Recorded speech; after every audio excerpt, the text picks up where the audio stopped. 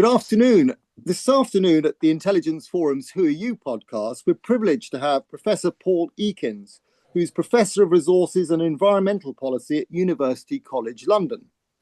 I'd like to start by asking Professor Ekins about his professional journey to where he is today.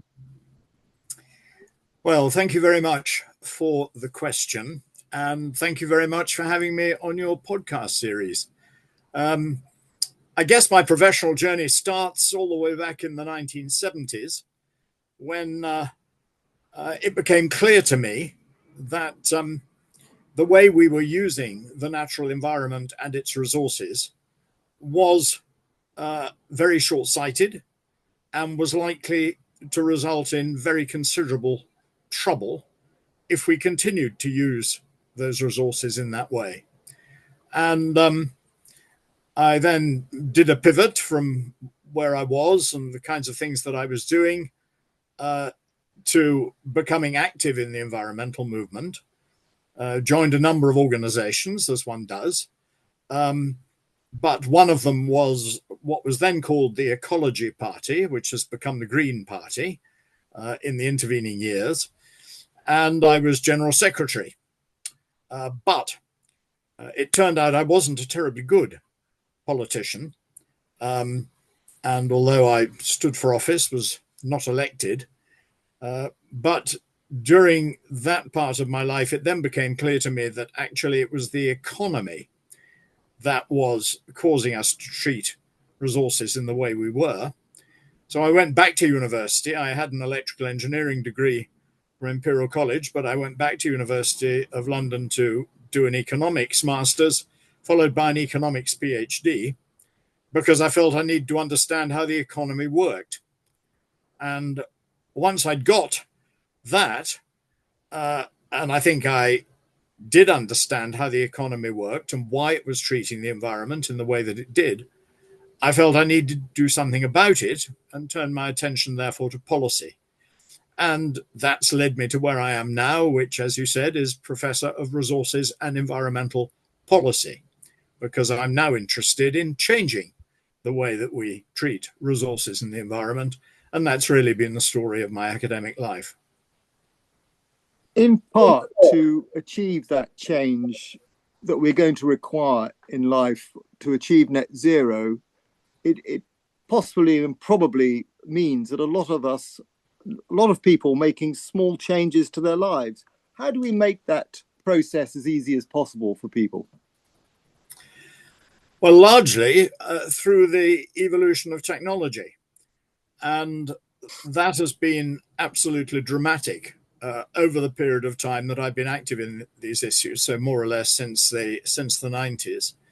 When I think back to that time, technologies like wind power, like solar power, were both extremely expensive and didn't work terribly well. So solar panels had a very low efficiency of turning sunlight into electricity, and wind turbines, ditto, were quite small, were kind of more or less artisanal things. Whereas over the past 30 odd years, we've seen the growth of extraordinary industries in those fields, such that the electricity that now comes from solar panels and wind turbines not only provides up to a third of global electricity and over half the electricity of an industrialized country like the UK, but in many parts of the world is now the cheapest form of electricity. So there's been a revolution in providing electricity, and that opens the door for the decarbonization or the reduction of greenhouse gas emissions from fossil fuels, etc., in all other sectors. And so we can look forward to the electrification of pretty well the whole economy. And that's a result of the development of these technologies over the last few decades. Do you think that we have an opportunity for yet another industrial revolution with all of these new technologies being built across the world? Well, I think it's happening. I don't think it's something in the future. when you think that a power system is absolutely at the heart of pretty well all economic activity, but especially in the revolution that's ongoing at the same time in digital technologies, which are also revolutionizing the way we work, the employment in the economy, etc. That depends on electricity, and as we know, the data centers that are going to power artificial intelligence are also big energy consumers. So we're going to, and it has to be electricity that they get. So we're going to need much more electricity, and the renewables will not be able to provide all that, although they're providing a foundation for it. We almost certainly will need considerable quantities of nuclear power, and the new technologies to generate that are being developed, and they need to become much cheaper than they are. I mean, the nuclear power, by and large, has failed to realize its promise of cheap electricity. And as we see in the UK with Hinkley Point C, what's coming out, or what will come out in a much delayed way from that power station, will not be cheap electricity. It will be quite expensive electricity. But even expensive electricity in the world we're moving into is better than no electricity at all. And so we're gonna need it, and we're going to need lots more from all sorts of other sources. How do you see climate change policy changing transport policy, and in particular rail? Well, I think in a way we can see a revolution in transport proceeding at the same time. Last year, about a quarter of all sales of motor cars were electric vehicles. So that's the electrification of the transport sector is well underway. Of course, with railways, they've been electrified for the most part for quite a long time, especially on the continent of Europe. I mean, we're a bit slow in this country, but we have electrified both the West Coast and the East Coast main lines now, though I remember there was lots of discussion about that before it actually happened. We do need to get ourselves sorted out on high-speed rail, which is proving to be the backbone of international travel on Europe, in Europe, again on the mainland, and of course in a country like China, which has built the most astonishing quantity of high-speed rail over the last 20 years.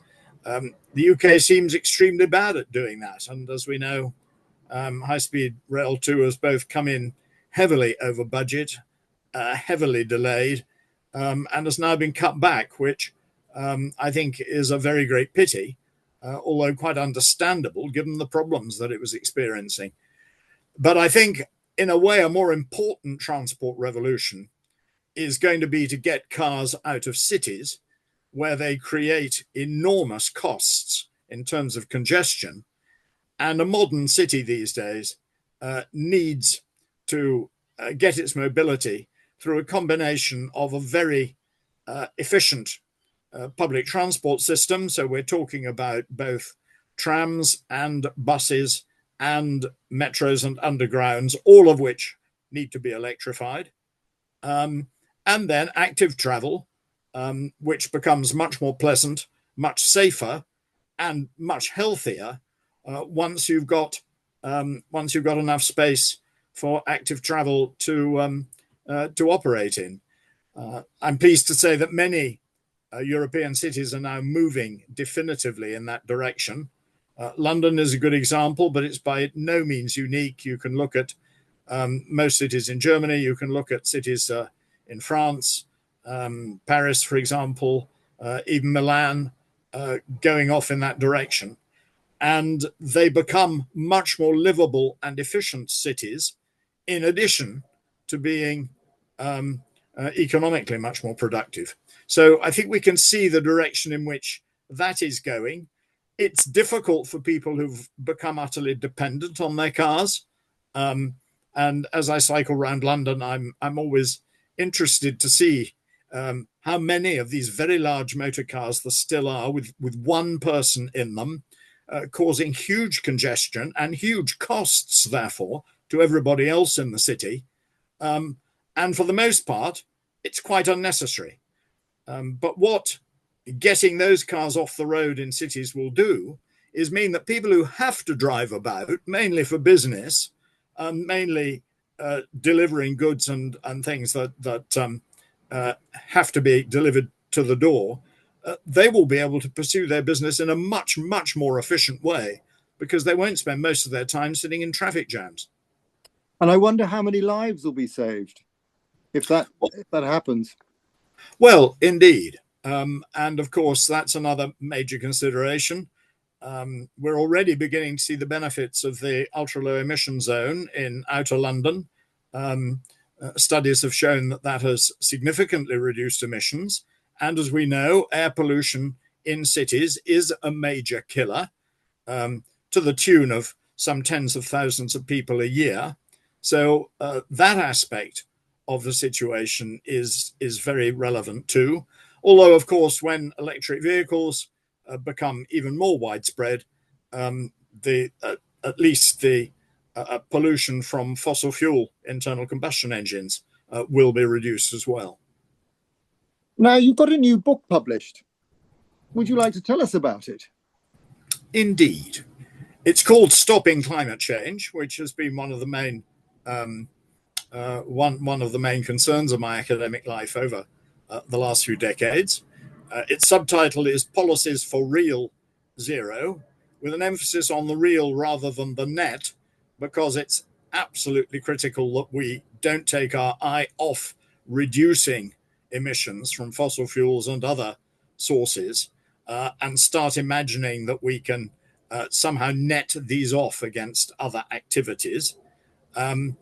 And it goes systematically through a little bit on the science of climate change to show why these policies are necessary, a little bit on the scenarios that have been produced by bodies like the International Energy Agency that show in broad terms what we need to do. But then most of it is diving into the detail of how we use energy more efficiently, because the cheapest energy is the energy you don't need to use at all, and then works through each of the main economic sectors that produces greenhouse gas emissions, mainly from the burning of fossil fuels. So we go through emissions from homes and buildings, and the main solution there is heat pumps. We go through the power sector, and I've already said that the main solution there is electrification, which will drive the heat pumps. We go through transport, and again, the main solution there is electric vehicles, again, based on electricity. Industry, too, has huge scope for electrification, but will also need carbon capture and storage, and in certain uses, hydrogen. And then I discuss agriculture, because agriculture is the major emitter of methane, which is the second most important greenhouse gas after carbon dioxide, and show there the huge benefits that would arise if humans could be persuaded to eat less meat, not no meat, but less meat, especially those countries that currently eat much too much of it for their own good, for their own health, I mean. And then I dive into the economics, which of course is my main discipline, to ask, well, what's this going to cost?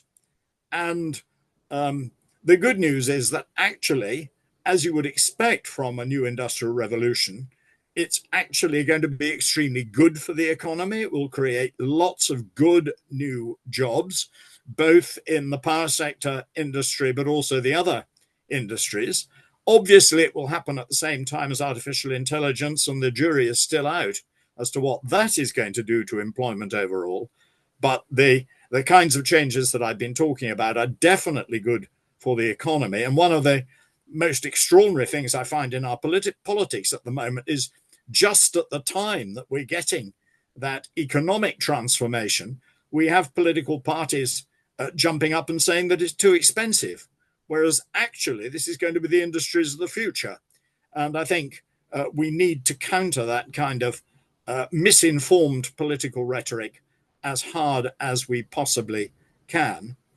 And then at the end of the book, my overall conclusion is we can do this. The technologies are there, the economics make sense, and we just need lots of investment, which will then pay off through the 30s and the 40s. Now, it's not easy to persuade people to invest instead of to consume. And that's what we need to do. We need to become an investor society, an investor economy, rather than a consumer economy. And if we can persuade people to do that, we will find that we're very well placed with these technologies of the future, with these industries of the future, and we will have a future rather than struggling to catch up the whole time and experiencing worse and worse weather events, which will start to have a significant impact on our economy, but in a negative way, rather than the positive way that these technologies can have. So there's a lot of promise, but there's also a huge political challenge, as we see from the papers every day. And from the sound of it, a lot of hope. Well, I'm certainly extremely hopeful. I sometimes, worry that people don't see this huge opportunity for what it is, and that they cling to the habits and lifestyles of the past. And I suppose that's understandable. But actually, we know what happens to societies which don't take the opportunities that technology offers them. They fall behind and they become moribund.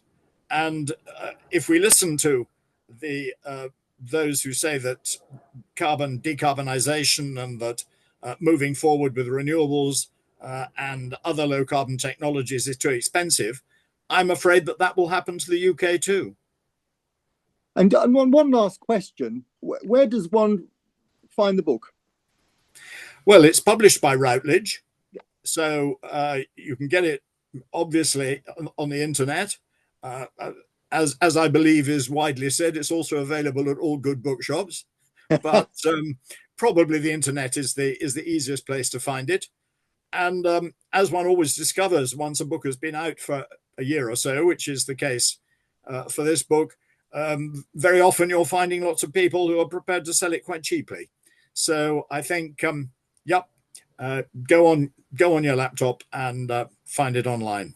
So, Professor Ekins, thank you very much indeed for this interview. It's been a tremendous privilege. I'd also like to thank Christina Scheck for engineering the meeting. Thank you. Well, thank you very much. I've enjoyed it, and I hope that your listeners will too. Thank you.